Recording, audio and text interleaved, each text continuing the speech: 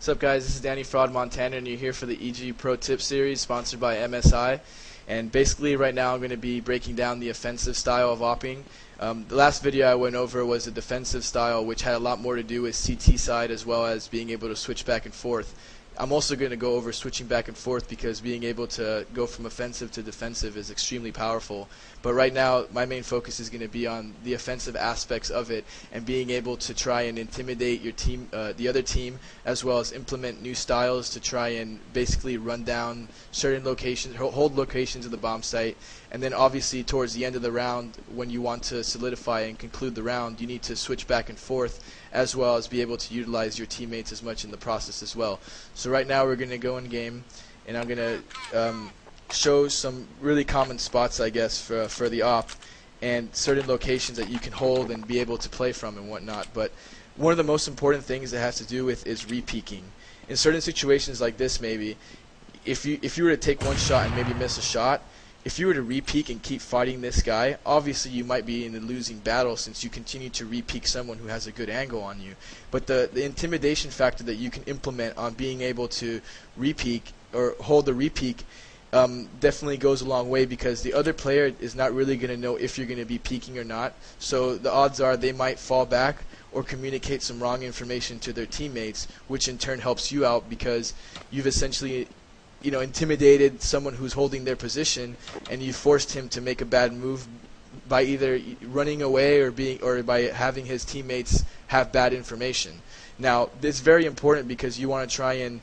be as offensive as possible, especially when you're on the T side, but you also need to learn how to have the self-control after you get any sort of pick. For example, if you were to get a kill right here, someone who may not have self-control will just come out middle and try and maybe lock down this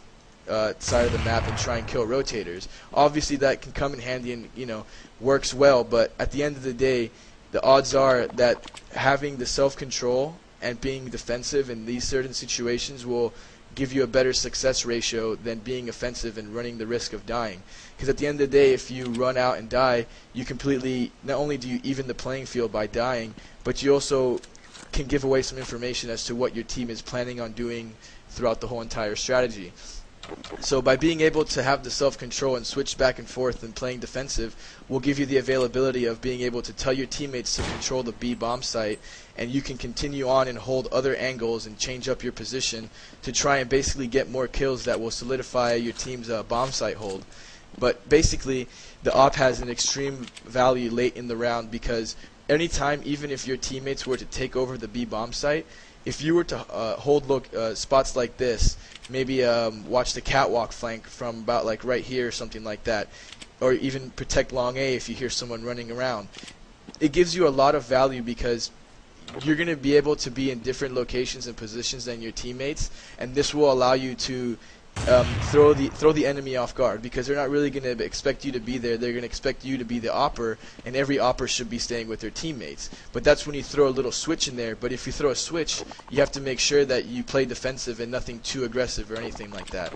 And then one of the main things is basically having the availability to switch back and forth between the styles of AWPing that you want to do. The main reason why is because if you were to continue to get late picks in the middle of the round and the bomb is planted, you now have no reason to be overly aggressive and no need to peek, because the time is on your side. They have 35 seconds to come into your bomb site and defuse the bomb. You basically have to just wait out 35 seconds and you win the game. And that's pretty much exactly what happens when you're on defense, because when you're on defense you just have to hold locations down and basically force the teammates back, or force the opponent back. But now, even though you're on offense and have an offensive style, you need to try and be defensive to be able to try and protect locations. And one of the main reasons for this is because it spreads confidence between your teammates. And for example, if you guys plant the bomb in B, if you can lock down a defensive position like the window room,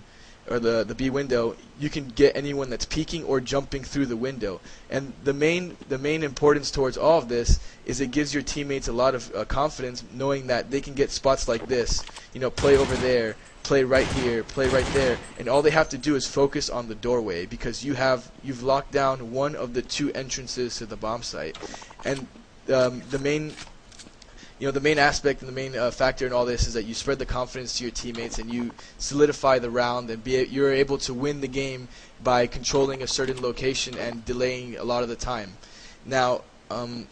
basically, everything that I said in the video, you have to try and implement in the same, in the same stretch. Obviously, it might be a lot to take in at certain moments, but working on being able to change back and forth between the styles that you implement and being able to understand the strength and values of it all allows you to be more knowledgeable of all the situations, as well as spread the wealth with your teammates. And that includes spreading the wealth with confidence, spreading the wealth with how many kills you guys can get, and that basically, allows you to be able to switch as much as you need to back and forth. This has been the offensive AWPing for the EG Pro Player Tip Series. You can go ahead and check more information out and more videos at myeg.net, or you can also check out taofrod.com for more information about my guide as well.